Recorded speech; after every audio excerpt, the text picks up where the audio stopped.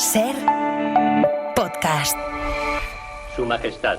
Dios os guarde, princesa. ¿Os habéis quitado el luto? Me pareció que ya era tiempo para ello. ¿No queréis seguir siendo viuda? No necesito el luto para acordarme de que lo soy. Señor, no me censuréis. Hace tiempo que no honrabais mi casa. Y ahora solo estaré unos minutos, ya que los deberes de un rey dejan tiempo escaso a la amistad. Agradeced esta visita a vuestro tío el cardenal. Hubo un tiempo en mi juventud en que me era más fácil dejar mis obligaciones. Pasad, don Antonio. Perdonad mi intrusión, Alteza. Majestad, acaba de llegar un correo de vuestro hermano. ¿Alguna nueva demanda? No es nueva, señor. Siempre fondos. ¿No se le remitieron hace poco? No, señor, se aplazó. Vamos entonces.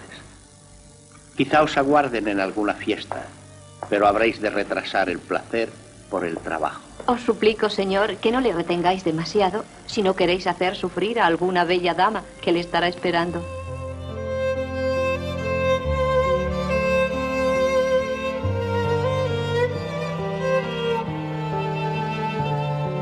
Escuchamos un fragmento de una película del año 1955, La princesa de Éboli, basada en la novela de Kate O'Brien, That Lady, esa dama, que bueno, recrea un poco algunos de los aspectos más misteriosos, menos conocidos desde el punto de vista de la documentación, pero también muy atractivos, ¿no? Desde el punto de vista de la leyenda que hay alrededor de esta mujer y la figura de Felipe II.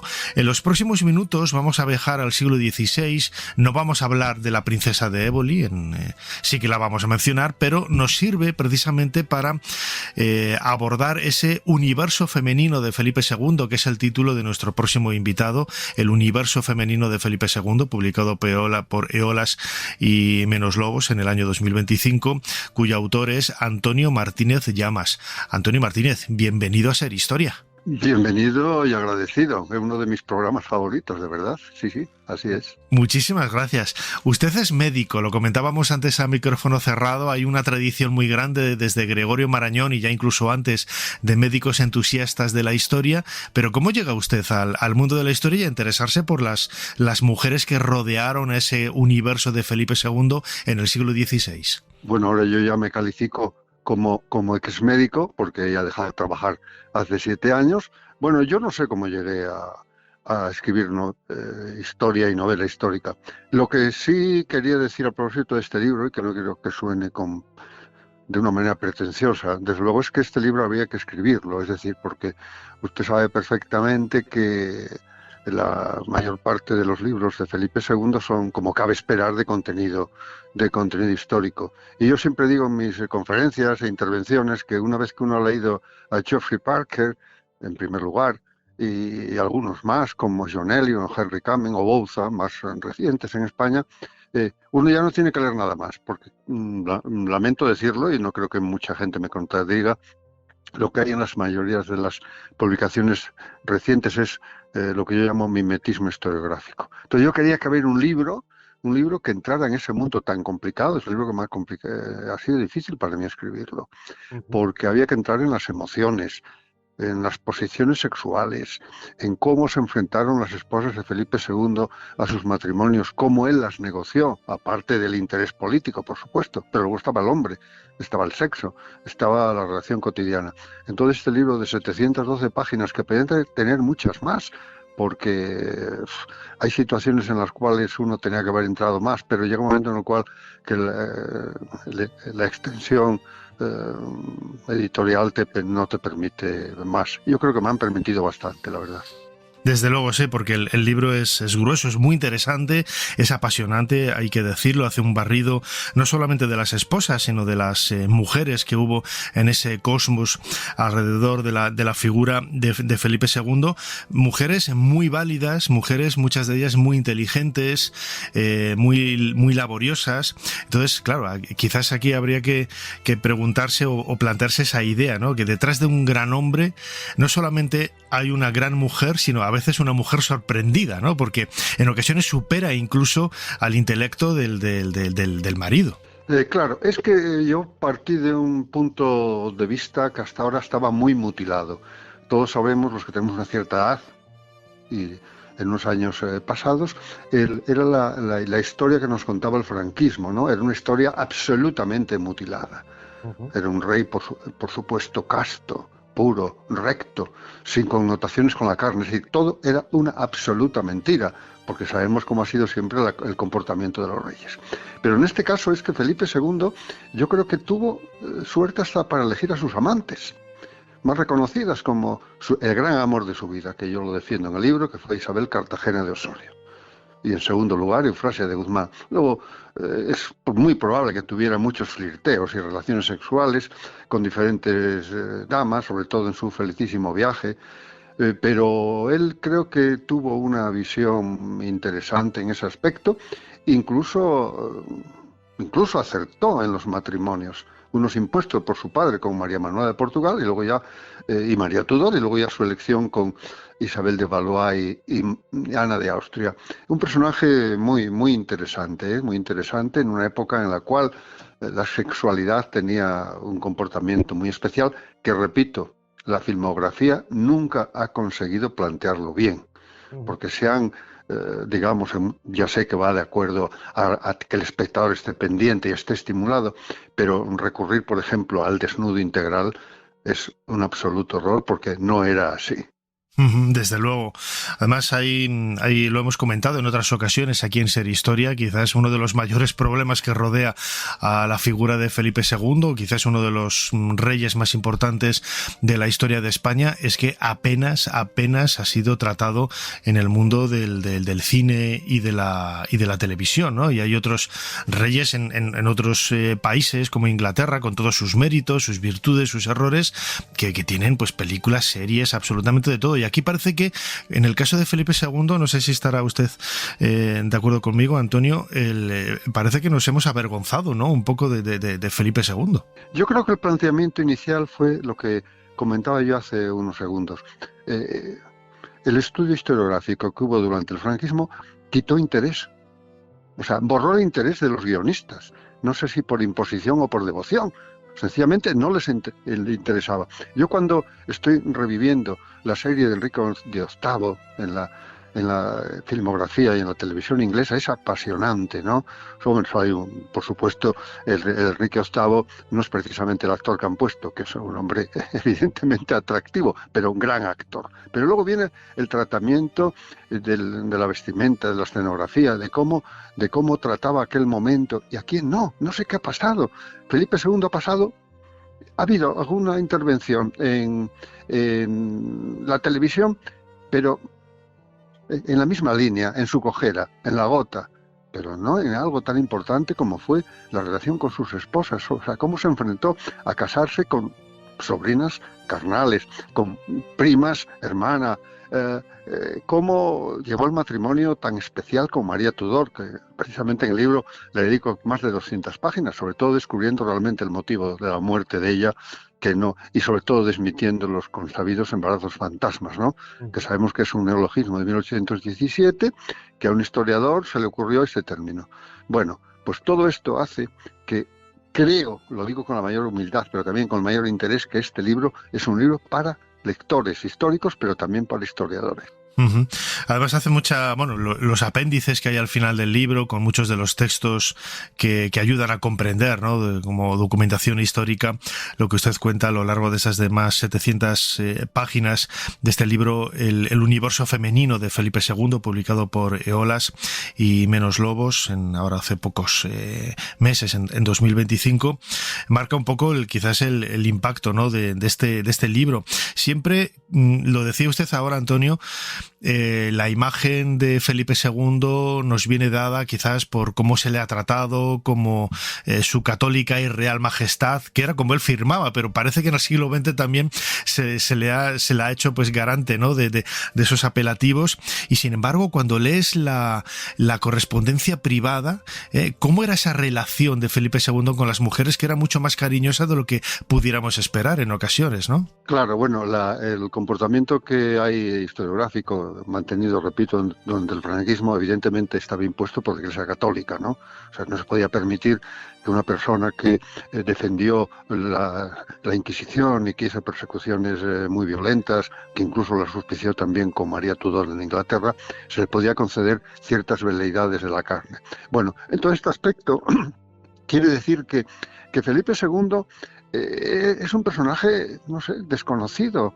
Todavía, bueno, a mí me pasan anécdotas muy curiosas cuando estamos en alguna reunión, alguna comida, cuando hablamos de personajes de la vida de Felipe II. Yo ayer pregunté a un historiador, ¿qué idea tienes de María Tudor? Dice, pues muy vaga, es decir, hay desconocimiento. Entonces tienes que situarte primero en cualquier reunión y te das cuenta que el pozo histórico es muy pequeño. Muy pequeño. Esto trae como consecuencia que Felipe II ha pasado de una forma puntillosa. Hay publicaciones, incluso amplias, pero repito, demasiado mimetismo historiográfico, no aportaban nada nuevo. Entonces uno decía, ¿cómo era Felipe II? ¿Cómo se comportaba? ¿Qué pensaba? ¿Cómo reaccionaba ante una niña de 13 años, Isabel de Valois, a la que esperó 2 años a que tuviera la menstruación para tener relaciones sexuales con ella? Claro, que este sujeto, Felipe II, esperó 2 años, sí, pero en ese tiempo se satisfizo abundantemente con Eufrasia de Guzmán, ¿no? O sea, que era un personaje que yo digo que con una muy potente connotación erótica, sí. ¿Qué papel político desempeñaron estas mujeres?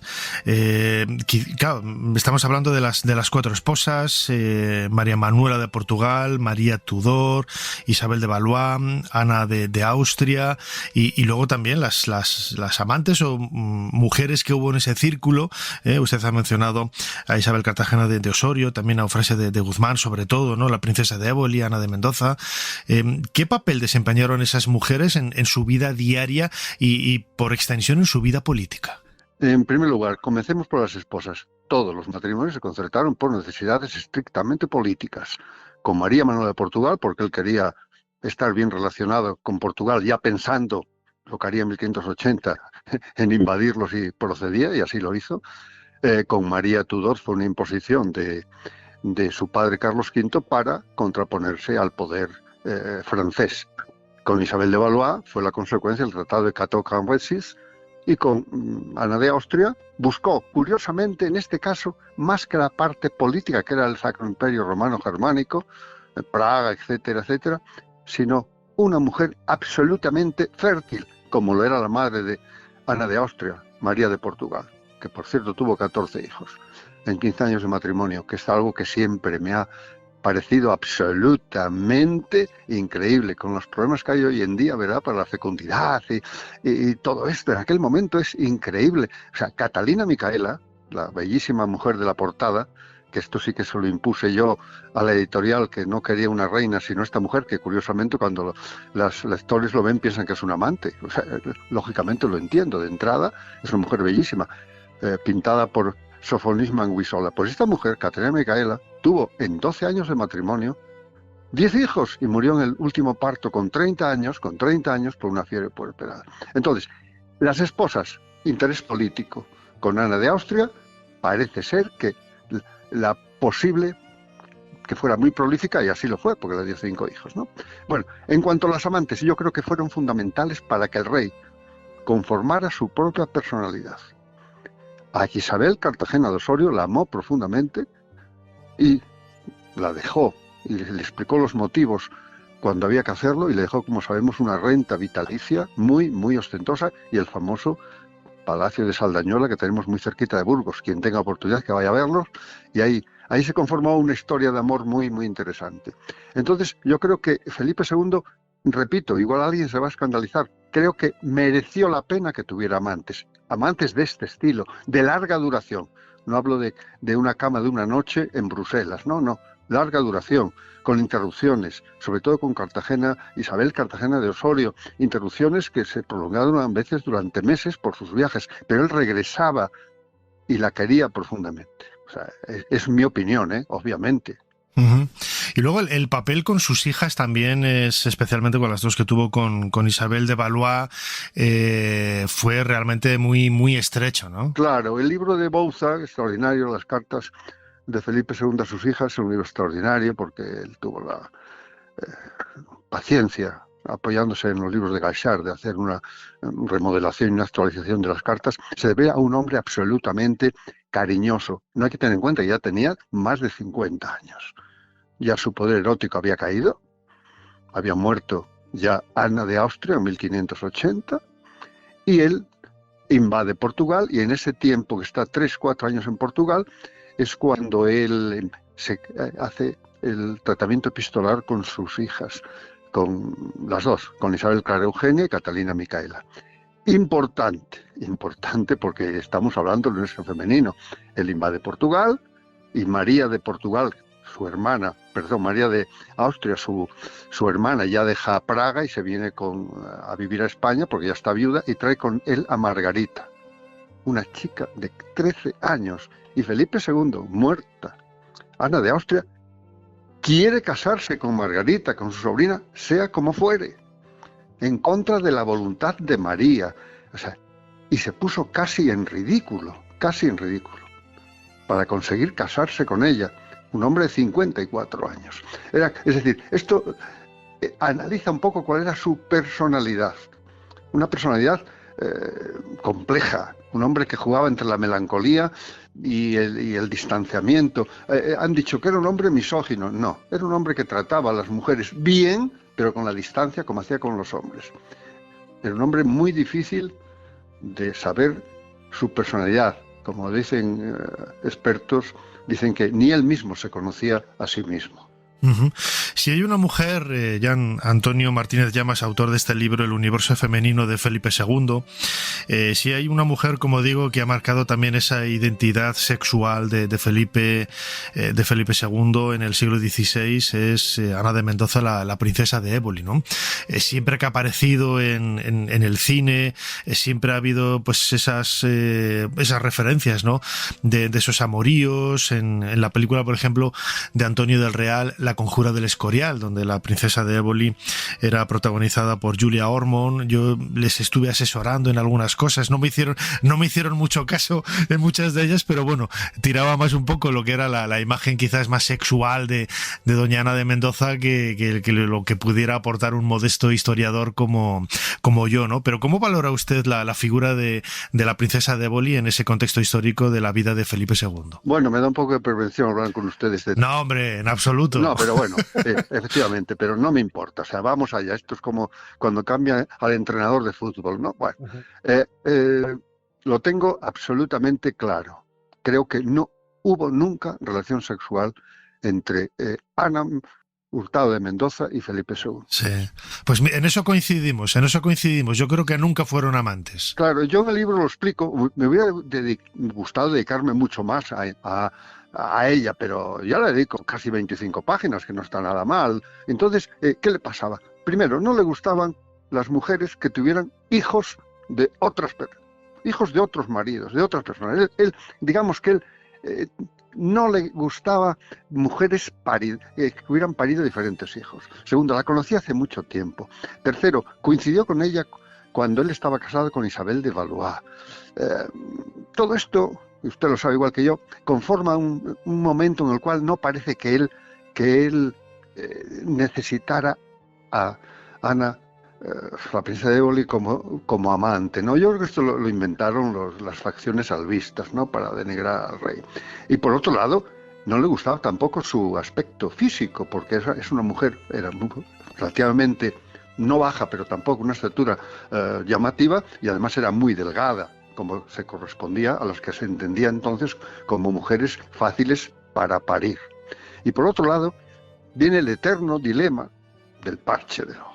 Vale, en el libro doy análisis de diferentes posibilidades y insisto en una catarata congénita, que era muy frecuente entonces porque había embarazos con toxoplasmosis en las madres, lógicamente, y eso condicionaba a veces una catarata en los recién nacidos. Y además que creó tendencia a su famoso parche del ojo derecho, de que si de bayeta, que si de nascote, que si de redecilla, creó tendencia, que diríamos hoy en día, todo esto. Insisto, Nacho, yo creo que Felipe II nunca tuvo relación física con María, con la princesa de Éboli. Y por otro lado, también pensar que estaba ahí en el medio Antonio Pérez. Entonces, usted sabe igual que yo que eso conformaba un territorio, un triángulo difícil de negociar, ¿verdad? Pues estamos muy de acuerdo en estas palabras que usted dice, Antonio Martínez Llamas, autor del libro El universo femenino de Felipe II, un libro que queremos recomendar desde aquí, publicado por Eolas y Menos Lobos, un libro fantástico que va a ayudar a conocer un poquito más, yo creo que un poquito más no, de una manera muy profunda, la historia de este monarca español tan importante del siglo XVI, de la segunda mitad prácticamente entera del siglo XVI, y sobre todo entender el aspecto femenino de las monarquías de aquel momento, en concreto en la figura de Felipe, y también el papel de las mujeres en aquella época. Antonio Martínez Llamas, como siempre, muchísimas gracias por habernos ayudado a hacer un poquito más de historia. El agradecido soy yo por vuestra atención y repito, siempre he dicho que Ser Historia es uno de los programas que merece la pena escuchar. Muchísimas gracias. Para no perderte ningún episodio, síguenos en la aplicación o la web de la SER, Podium Podcast o tu plataforma de audio favorita.